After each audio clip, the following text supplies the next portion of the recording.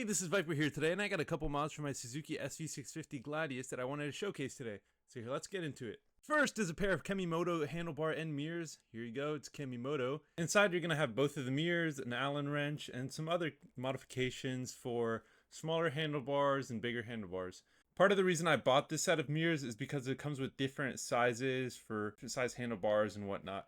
Moving along here, you can see I already opened this package. It's a LED headlight that I got off Amazon, and I mainly got it to replace that Gladius kind of weird shaped front headlight that I've never really been a fan of ever since I got the bike. Even before I got the bike, when I was looking at purchasing it, headlight is like kind of a half circle type headlight. There were a couple different options. There was like an X shape and a full circle. I went with the half circle because I thought it would be a little more basic, and I wasn't really looking for anything too flashy. This is actually the second headlight I got. I actually got this same headlight earlier, and it came indented and broken in the packaging, so I had to send it back and get a new one. But here are the instructions. I mean, they're kind of in a weird English because this is from of course a foreign company, and they're just selling it over here. So for this next part, I'm going to go through the tedious process of removing the old Gladius headlight and putting on this new one. So let's get to that.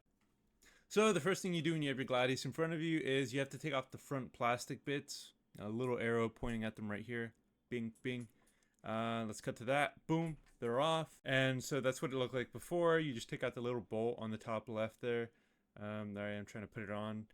And yeah, you can see that I have a little broken turn signal on the right side there. But yeah, that's pretty much what it looked like before. Going to a different angle here, kind of like the side view. We're just going to grab the headlight and just kind of pivot it forward, exposing all the wires and whatnot. Here I am cutting to like more of a top-down view, so you can see all the wires that are coming out of the headlight. The first wire I kind of struggled with getting out. As you can see here, I got a little help from someone else. Even still, I struggled, so it's kind of annoying to get out. It gets kind of stuck. You might need a flathead screwdriver to help you a little. After I finally was able to disconnect that plug, I believe this was a daytime running light plug, I had to get the main headlight plug out, and that one was also really annoying. I ended up popping it out of the little housing it was in, and I didn't have to do that, but I did it just to be able to kind of access it better. Okay, so I was able to take off the headlight with some help. This back part was just a pull away. We did have to take off this little rubber piece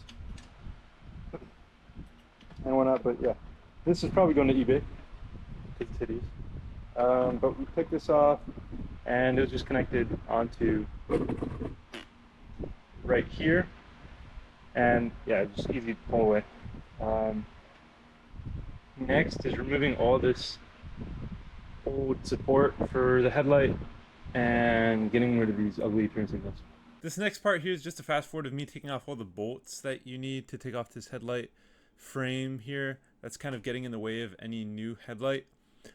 I'm also taking off the turn signals here, and I do eventually the wires for the turn signals off because I really don't need them, and I use the old plugs for those integrated turn signals in the headlight. So yeah. Okay, my camera died, but we're back. I took off the headlight assembly. I took off the turn signals. I had to cut the wires that were going into the actual turn signal housing here. I had to cut the wires that were going into the actual turn signal housing here because there's no way I could really get them off. These I could probably still sell, maybe. We'll see. This one's kind of busted, but the other one's pretty good. Anyway.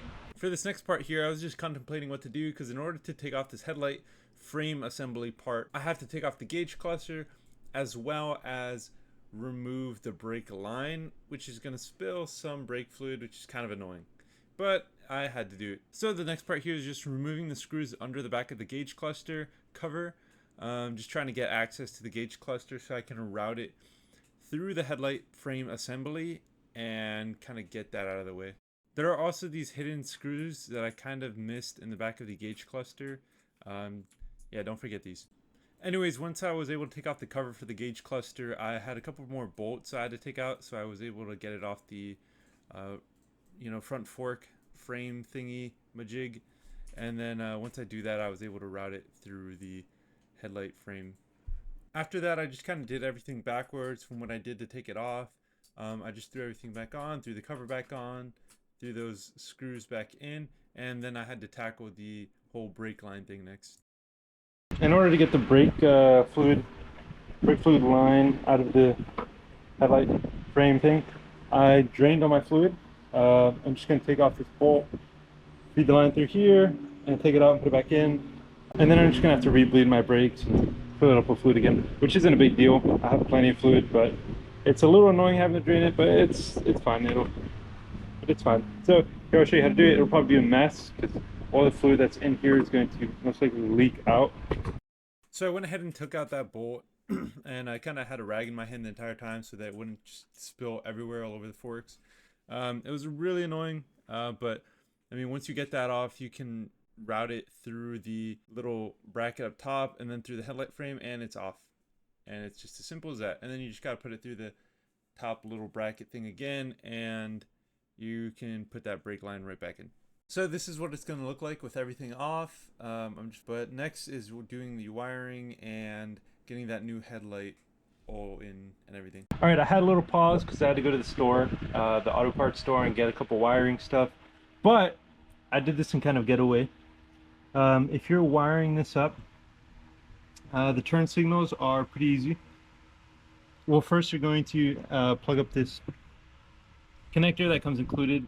It should just plug up to your regular headlight connector here.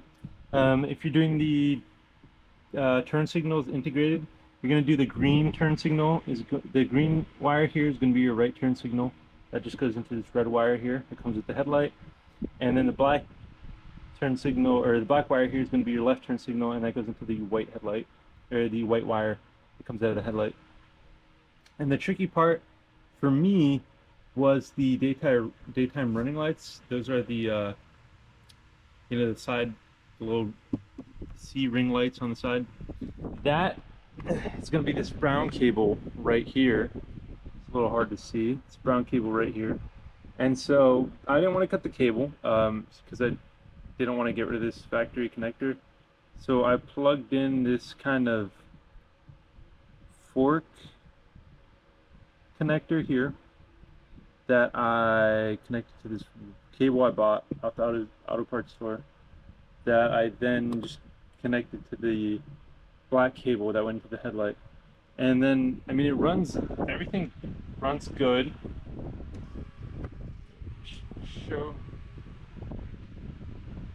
So that's the daytime. I just killed my ears.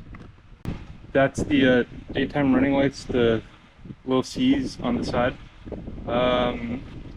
It's left, that's gonna be right turn signal. It's gonna be left turn signal. And yeah, that's pretty much it. I'm just gonna go ahead and kind of clean these wires up with some, there's a lot of bugs out here. I'm gonna go ahead and clean these wires up with some electrical tape, and then I'm just gonna stuff everything in the headlight to make it look a lot cleaner, and I'll be back. All right, and I'm all finished up here. So I wasn't able to show a lot of the ending part just because a lot of it was putting on these brackets here onto the forks. Yeah, it's still a little windy. I have all the fans blasted right now, just because it's freaking hot out here.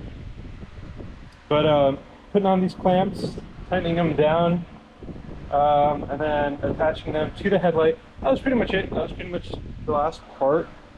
That wasn't anything too complicated. For the most part, anyone can do that themselves. But the headlight is all on, all plugged up, all connected. It looks way better than that ugly headlight. I'll probably do a before and after on the top corner somewhere of what it used to look like, or maybe I'll just do like a little picture transition or something. But it looks way better in my opinion. So here, I'm gonna turn it on.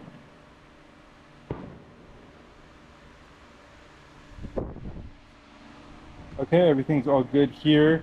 We have the daytime running lights running perfectly. Let's see. We get the right turn signal, left turn signal. Everything's integrated. We're probably going to tackle on the next one these handlebars, just because, as you can see, this one's broken, and this one I have to pull all the way in to get the bike started, and they don't really look that great either. I'm not a huge fan of stock handlebars. So yeah, I'll see you guys next time. I hope this video helped anyone that's out there looking to make a Suzuki SV650 Gladius conversion for the headlight. I think it's well worth it. I mean, the old headlight is dookie. It looks really ugly. This new headlight just completely changes the entire appearance of the bike. So let me know. Have a great day, guys, and thanks for watching. Who's to say what's impossible they forgot? This world keeps spinning with each new day.